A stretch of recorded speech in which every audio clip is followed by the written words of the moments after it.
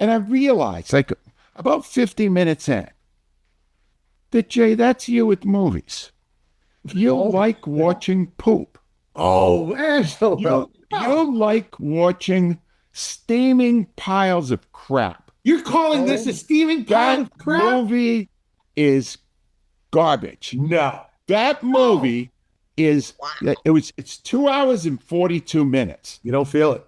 That's not the running time. That's a prison sentence, right?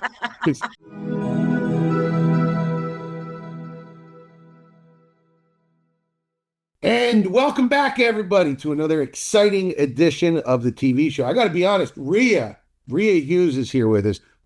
I'm most excited about this as any other one that we've ever done because Angelo Cataldi, our co-host, in our third segment is going to tell me. He didn't want to tell me what he thought of what I thought was the best movie of the decade, one battle after another. But in this episode, Angelo will reveal what he feels about it. And Rhea, I was so embarrassed because this weekend I was texting you guys, Angelo, what'd you think of it? And you were like, we're watching the Phillies game, you idiot. Yeah. Why are you texting us about this movie? And the thing about it was that Rhea and I were trashing the Phillies in that moment because they were choking, as they have done in both of the first two games of the series. I know your daughter is a Phillies fan. Yes. And you should tell your daughter that things will improve when they get rid of the robot who's managing the team. A little sports comment we work on. Well, what we have here, Angelo, is a choking situation, to quote our old friend Terry Murray. We're so true. On the Tuesday after the second game of the NLDS, and my daughter learned how to say both the word bunt and the F word last night. So she learned a lot about how to play baseball. All right, let's just jump right into it. Rhea, I want to start with you. I don't know if you're a Taylor Swift fan or not. You are a blonde woman, so I assume. Doesn't mean that I don't dislike her movie, but I'm not waiting at midnight for her. Something's out there. Songs when they come on the radio, I don't hate them. I found her last album to be not so great. I haven't heard anything about the new one except that there's a song about a penis in it. Travis Kelce must have made a deal with some sort of demon that the world's most popular rock star was going to sing about how great his penis was. You can't get better than that. No. So if you guys aren't aware, Taylor Swift released a documentary short film and a bunch of music videos. What in the past would be something that would appear on MTV as a promotional package, she released it into theaters and charged people for it and made, let me look it up, $33 million over the weekend, crushing The Rock's new movie. The Rock made a movie called The Smashing Machine where he got smashed. That movie cost $50 million and it opened to the lowest The Rock movie opening ever with only $6 million. So I just wanted to ask you, Rhea, is this the way we save movie theaters? Is a shared experience like a Taylor Swift release party or some sort of, maybe even a baseball game or a football game, something where you could go and sit with a group of people and watch on the big screen something amazing. Would that be a way to save theaters, or is this just unique to Taylor Swift? No, I think you saw it with wasn't it like, what was it called? Barbenheimer? Yeah. That whole thing, when those two movies came out, people built their whole things around seeing both movies, in the same day. And I think it is fun. Like, I remember, listen, when I was younger, in my 20s, which was a long time ago, we used to have Oscar parties and we would all get together and watch the Oscars and we get all dressed up and it would be fun. So yeah, I think that kind of, but the Taylor Swift fan club, they're just unique. They are extraordinarily loyal and anything she does, they will buy. I think it has to be tied into something like the Barbie and Oppenheimer, two movies that are supposed to be great, were great, came out on the same day, or something like the Taylor Swift phenomenon.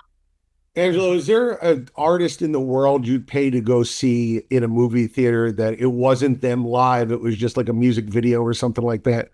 Well, I'll tell you one I would end up going to because my wife loves his music so much. We had tickets to see him last week, but he bailed at the last minute because of visa issues. If Cat Stevens did a live performance, and he's sold out everywhere he's been, we would go to a movie theater to watch him. Wow. All right.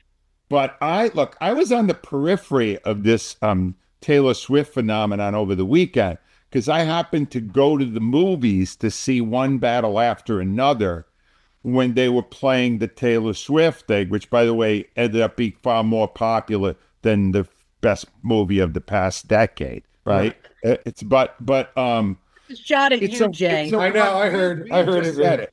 Taylor Swift is unique. All right, she has this incredible fan base that will go anywhere and do anything to see her. I don't think it's a way to bail out the movies. The movies to be the number one spectacle in our country every year is the Super Bowl. So let's just say they use the movie technology to show you it in a whole more spectacular way. They're like IMAX, something like that. Yes. Would anyone go? No. Because that's a thing you experience at home with family and friends, a little party, that kind of thing. No, I think it's a one and done. All right. And I don't look, it beat The Rock and it beat the greatest movie of the past decade. But it beats everything. It's Taylor Swift. She's on another level from anyone else. I don't think it says The Rock is done. I think it says The Rock needs to find movies that actually tell an interesting story, which he has not done in a long time. And that's a problem with a lot of this stuff. We're not getting stories anymore. We're getting pyrotechnics. That's what we're getting in the movie theaters now. Right. Well, I just want to add one thing there. I don't know what the Safdie brothers are doing that they spent $50 million on a MMA drama with The Rock. I mean, did The Rock not cut his salary? Why did that? My son went to go see it when I told him it cost $50 million. He was like, it's in 4 locations. Like, how is it possible that movie costs so much? I think that one of the things that the movies can do to save themselves is stop spending so stupidly on their films. Are you aware that one battle after another, the budget was over 150 million, 3 times that? I am aware of that. Yes. Okay. And I do believe it's on the screen though. I think it is on the screen. Well, in part, it's Leonardo DiCaprio, the $20 million that you probably had to pay him. I guess they should have gone to your theater. All right, Rhea, let me come back to you because I know that your answer to this is going to be swift and brutal. Yes. SNL this week debuted 5 new players. This is a huge overhaul for SNL. Angelo and I are SNL heads. We watch it every week. I think that we're invested in the lore. We love all the backstage machinations of who Lorne likes and who Lorne doesn't like. Of the 5 new hires, there was 3 sketches that sort of showcased them. I sent you the sketches, and Rhea, tell me what you said about the sketches. I'm curious. So Jay sends me out because they know I'm not up to watch Saturday Night Live, and I do consume it by social media with the skits and everything. So he sends me 3 clips of the new people, and I watched them all. And then I emailed Jay back and I said, when are you going to send me the funny ones? Because they weren't. I mean, the Latino uncle had this, and I will say that one had a chance. Okay. Yeah. It was clever, but they didn't, deliver it over the finish line. Jeopardy. I'm sorry. When you've done Jeopardy with, the fake, who's the famous Scottish actor? I can't think of now. He's dead. Sean Connery. Sean Connery. Yep. And you've got Alex Trebek as Will Ferrell. Will Ferrell. That was a riot. That was one of that skit was not funny at all. Just because the guy couldn't say it in a question. Yeah. It was just, I didn't find, and then the kid who was on the Weekend Update. Weekend Update, yeah. Their entire bit around whether or not he could say the N-word. I'm like, okay, I don't get how this is funny. Yeah, he was playing with, it's Cam Patterson. He's a guy that comes out of the Joe Rogan sphere down in San Antonio. So there's a huge amount of people online that were talking about what kind of fit he would have. So he was talking about that, which, you're not Pete Davidson yet, Cam. Nobody knows who you are. I had never seen him before. Yeah. So that was, well, Angelo, what do you think? Do you agree with these are bad sketches or? You're right that I'm an SNL guy, but I think I'm just about at my tipping point on Lorne Michaels. And Rhea hit it with the Jeopardy. They've done that skit God, dozens of times, right? Dozens of times. And it's always, they got the cold open, then you got the guy comes out and does a little monologue, then they go and it's usually a quiz show mock-up. Lorne Michaels has run out of ideas, and he's run out of the ability to find people with nuance.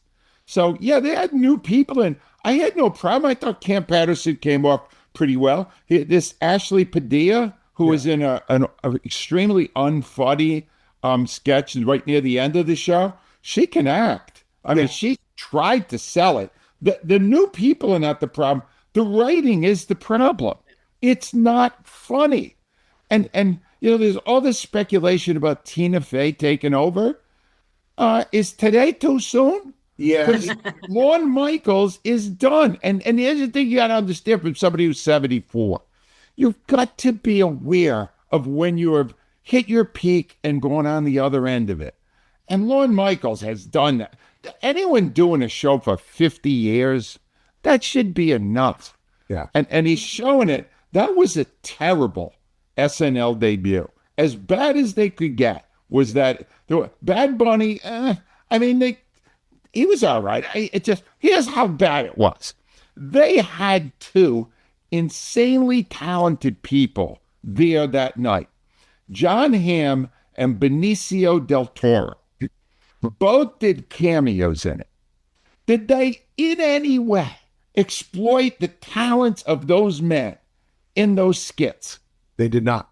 And now they're up on the stage at the end like they did something. No, if these guys are coming and they're going to appear in some form in your show, give them something to do that showcases their remarkable talent. It's a landfill now. It's a dump. It needs to be redone, and it needs to be redone with somebody other than Lorne Michaels. And Angelo, as somebody, I like round numbers. So I can't get over how you get to 50 and you're 80 and you're sitting there and you're having this gigantic party where everybody comes and talks about the greatness of your legacy. Why wouldn't you bow out? I don't know. What part of you thinks that it's a good idea to stick around for 51? Are you trying to get to 52 because you like playing cards? I don't understand. It makes no just one sense. other thing, like, are there still a lot of people who are watching Saturday Night Live who actually are aware of Jeopardy? That's a very good question. Yeah. The 18-year-olds don't watch it, that's for sure. Yeah. All right. Now comes the big moment of the podcast for me. I went out on a limb last week, ladies and gentlemen, because Angelo Cataldi, if you're a listener of the show, you know that he has strong opinions that he is unafraid to share, often couching those opinions telling me how horrible mine are. So I went out on a limb and said that One Battle After Another was not only the best movie of the year, but possibly the best movie of the decade, possibly the best movie since 2019's Once Upon a Time in Hollywood. A great spectacle that was accessible, interesting, funny, but also artistic and beautifully put together. So now, ladies and gentlemen, we get our answer. Did Angelo Cataldi see the movie, and what did he think of it? One Battle After Another, the finest film since 2019, if not earlier. Let me just start here. Unlike now, when I was a kid, I was kind of weird, all right? And unlike now. Yeah.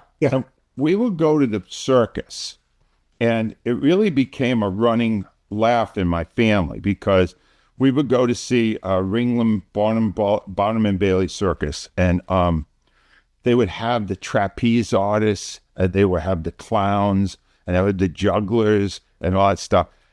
And the only thing I ever watched was the elephants because they pooped so big. And there was a guy that would stand there and he would shovel the poop up the minute it hit the ground. And that was the circus to me. That's what I watched. And I realized, like about 50 minutes in, that, Jay, that's you with movies. You like watching poop. Oh, Angelo. You like watching steaming piles of crap. You're calling this a steaming pile of crap? That movie is garbage. No. That movie is it's 2 hours and 42 minutes. You don't feel it. That's not the running time. That's a prison sentence, right? Because I had agreed to see the whole movie, and I brought Gail with me. And Gail has got the baby right now. Gail hated it every bit as much as I did. Wow. We both got in the car, and for 10 minutes, we talked about what an idiot we thought Jay Black was. And I went, Jay Black, he's a comic. Maybe he was doing a riff. Maybe he was joking. What about that was good? And here's why it stinks, all right? Because you got to understand, 2 hours and 42 minutes. Within an hour, you got to really care about those characters, right? You got to really care. You got to be in the battle with them. Are they going to be able? And there was no character development of any kind for anyone. Wow. Paul Thomas Anderson decided, if I cast Leonardo DiCaprio, who was really good in it, if I cast DiCaprio, people will like the character anyway because it's DiCaprio. And I'll even acknowledge it. Sean Penn, he was okay in this, right? He chewed up the scenery like he usually does, but that's not what was offensive. What was offensive is that it was an incoherent story told that was basically just a series of adventure pyrotechnics around this ridiculous story that didn't hold together at all, was confusing and totally uninvolving. That's the number one thing. Wow. It didn't give a damn about those people. None of them. You didn't care about any of them. You didn't care that he wanted his daughter back, and it became like Taken, but a comedic Taken. He didn't care. If they had shown him a little later in the show, I got a movie that Paul Thomas Anderson based this on, and watched that movie. And if he had just copied the character development of that film, he would have had a much better movie. But Paul Thomas Anderson doesn't believe in character development. He believes in offbeat stories, avant-garde twists, and just stupid waste of time. This was, let me put it straight to you. All right, there's two other things I need to say. Yeah. Number one, dollar for dollar at $150 million budget. This is the worst movie I've ever seen. Wow. And secondly, Rhea, this is why I'm begging you to see it.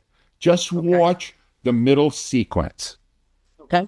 Never in movie history has there been a worse score for a film than this one.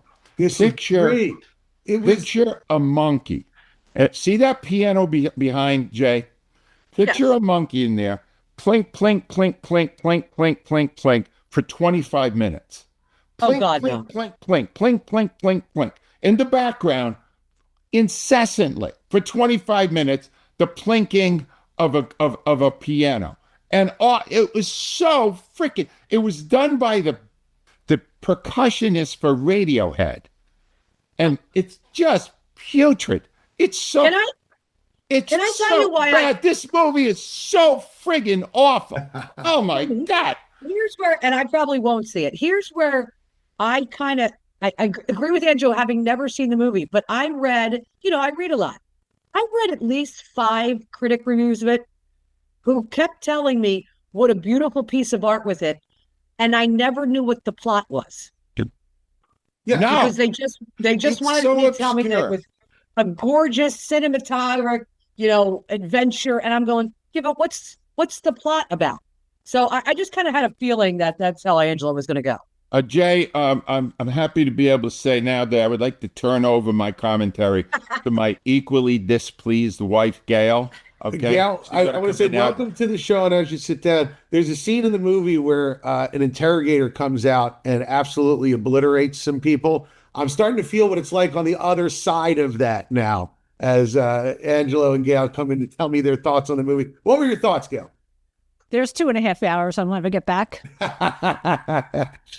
Seriously, Jay, I was like, he likes this? I loved it. I think I'm well educated, pretty intelligent. I'm like, what? I was so confused at parts. And then the road trip, the chase at the end, I was getting car sick. I mean, the first couple of hills were cool, and then I couldn't even look anymore because you're like, whoa, not for me. And so one of the things that Angelo said was that the characters, you didn't feel for them at all. Is that something you agree with? You didn't feel like any connection to like the Leonardo DiCaprio's quest to get his daughter back? I thought the acting was great. Okay. No, I thought the acting was great. Yeah, it was just so long and so convoluted and complicated, and 2.5 hours, just we won't get back. I think my wife agrees with both of you. And the one thing we all agreed on, though, and I think maybe we can find some common ground on this, Benicio del Toro's character, the sensei, was the best part of the movie. Did you guys like the sensei? The sensei. There was the one that was I helping. don't remember it. Benicio del Toro, he was the one who was Take that as a no. Okay, all right. I feel like maybe my mom took way too much Tylenol with me when I was a kid. That could be the issue. Yes. Oh my gosh, that's so funny. We were just at trivia the other night. We play on Wednesday nights, and this team did horrible. Yeah. And the name of their team was Our Parents Took Tylenol. Probably my cousins. I appreciate the time, Gail. Have a great one.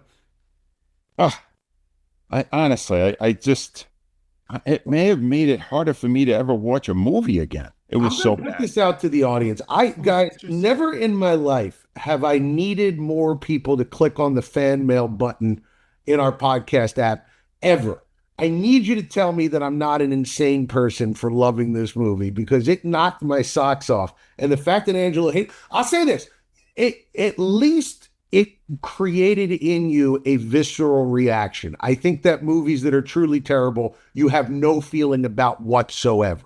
I think there's a lot of stuff that goes by you that is just gray, and something that makes you either black or white is better than gray. That is my opinion on that. Not even true. The minute they started with that piano in the middle, I felt like I was being waterboarded. It's so funny because I turned to my son they're testing my durability. I said to my son, I hung in, but I didn't want to. Jay, it's garbage. It's an elephant's butt. And that's actually was my nickname in high school. All right, guys, let's move on to something that is not an elephant's butt, but rather all of the great things of the circus removed from the elephant's butt. Our great sponsor, Steven Singer. Angelo, tell me about Steven Singer. Well, Rhea's been sending me pictures of her son, Clark, who is just a remarkable young guy. And the more I see of him, he's like 6 feet tall now. He towers over everybody else. And I don't know how to say, he's got skills with, courting women. He's good at it. He's got a girlfriend. He's very happy. Right. And I think one of the reasons he has learned this skill so young is because of your connection with Steven Singer and the fact that he can look for something for his girlfriend within a price range that is fair and great, and she loves it and he loves the experience. And I just watched this kid grow. She was in labor when we were doing a show, and now he's 16 with girl wooing skills. I mean, could you just talk a little bit about him and what it's like where you have a son who needs to get a gift for a girlfriend? And Angelo and I do not discuss this before we go on. And you were saying about something that you can get that's absolutely gorgeous and affordable, and I hate Steven Singer. Well, I was actually thinking of myself and, Christmas coming up. So I'm going to show you this. Look at this ring. Oh, nice. It's blue topaz, diamond silver, and it's $118. And my birthstone in December is blue topaz. I'm just saying, Clark, but it would also probably be pretty for your girlfriend too. I have to find out when her birthday is. But I mean, look at that. That is absolutely stunning, and it's $118, and I hate Steven Singer. That's all you need to know. It's the other corner of 8 to Walnut. If you're looking for a great piece of jewelry and a great buying experience, it's Steven Singer Jewelers, the other corner of 8 to Walnut. I hate stevensinger.com. You can click the link right in the app after you go watch one battle after another and click the fan mail app to tell me how right I am and how wrong Angelo is. That would be lovely. Also lovely is Rhea Hughes and her reviews that we get every single week. Rhea, what do you got for us this week? So a show that never disappoints and hasn't, it's now just debuted its 4th season, and that is Slow Horses. So only 2 episodes are available right now. But this is one, unlike Unforgotten, when I said, oh, you got to jam it all together and watch it. If you're into the 4th season of Slow Horses, you kind of know the crew now, led by Gary Oldman. It starts out with, it's a very much of a dark comedy. So it's espionage. Gary Oldman plays this just real pig who runs this MI5 unit of misfits. And it starts out with something really serious, a mass shooting in a London courtyard. And so it starts to tie into everything. And one of the misfits in Gary Oldham's, and he's Jackson Lamb, Randy Ho, he goes by Ho, he's a technician, becomes a target. But it's all espionage. It's Kristen Scott Thomas. She's the head of MI5. She's tremendous. She plays a badass woman, like so good. She's perfect in it. But what it is, it's the relationships between these. And what I'm curious about, previous seasons, you had Louisa, who's one of the MI5 agents, and Min. And that was a great pairing within the unit. Last year, you had Marcus and Shirley. And I don't want to give away what happened, but Marcus is no longer here. And I'm curious to see which 2 of the misfits they're going to put together, because they do it every season. And I have a feeling which 2 are going to happen, but it's so well written. It's so well acted. I mean, anytime Gary Oldman is on the screen, I am riveted. And not because of the way he looks, because like I said, he looks like a pig, talks about farting all the time, shoves Chinese food into his mouth all the time. But the acting is phenomenal. The writing is great. And it's always a good spy story. So I can't recommend it enough. 5 episodes. They're only 39 minutes on Apple TV. The next one, I believe, is dropping tomorrow. So if you wait till tomorrow, you're going to get 3 episodes. That's my daughter, Rhea, is a budding writer, my older daughter. She loves writing. And I told her the best piece of writing is one that when you start reading it, you don't realize that you're at the bottom until you get to because it's just so easy. There's no hang-ups to stop you from enjoying the piece. And when you were just talking about Slow Horses, that is my experience with Slow Horses. It goes down as easy as anything on TV. There's no points where you stop and go, It's just as smooth a whiskey you've ever tasted in your life. Yep, that's a great way to describe it. Yeah, just great. All right, Angelo, what do you got for us this week? It just occurred to me, Rhea, that I'm not an actor. I think I could play that Gary Oldman role. and I wouldn't. Angelo, you are way too choose, or what's the word I'm looking for? I'm too classy. You're too classy. That's why I was stumbling over it. I couldn't put you and classy in the same sentence, so I struggled a little bit. But I'm telling you, when I say he's a pig, and he's amazing. That's all I have to say. He's just amazing. Such a good. All right. A couple of things. First of all, I wrapped up Black Rabbit with Jude Law and Jason Bateman. And it was a slog early on, but I got to the finish line with it. It was terrific. The last couple of episodes were fantastic. I mean, really well done. And there were some critics out there that said Jason Bateman can't play a bad guy. Jason Bateman was phenomenal in it, as was Jude Law. And I would recommend it now, although I'm going to warn you, the first couple of episodes, it's not easy. But once you get about halfway through, it really, really picks up steam, and it's great. But what I did is, I have been so haunted by One Battle After Another that I did some research. And Paul Thomas Anderson, the creator and the director and the writer of our One Battle After Another, said that he based that film on 5 other films. And the one that was most prominent of the 5 was a 1989 film called Running on Empty. Love it. Starring Judd Hirsch and Christine Lottie, both great at it, and a young and amazing River Phoenix, who ended up dying like 4 years later of a drug overdose. And I said, well, if he based that, I want to see how different, because the basic premise is similar. It's social activists and the effect that they have on families when they place their crusades above the well-being of their kids. And it's fantastic. And the reason it's fantastic, it's under 2 hours, is that within 20 minutes, you don't really care about these people. He creates a scene early on, where River Phoenix is playing a piano, and you watch him, you go, wow, yeah, look at the family, look at how it bonds them all together. You see what the family dynamic is, which makes you care about what happens next. And it's fantastic. And the truth is, Sidney Lumet, who is the director of that, also did 12 Angry Men, Verdict, Dog Day Afternoon. The guy was a storyteller. He knew how to tell a story that involved the audience. And that's why Running on Empty was a great film. And One Battle After Another is pure crap. All right? And the fact that this director and writer based his movie on a great movie and turned it into slop makes it even worse. So Running on Empty, great. It's available on Amazon Prime. I think it was like $3 or so. It's worth it. It's a great movie. I've seen Running on Empty probably 5 or 6 times. I love that movie. A couple of things, you don't know this, but River Phoenix is a piano prodigy in it. And when he's playing the piano, he's actually coming up with the score for One Battle After Another. A lot of people. No, he is not.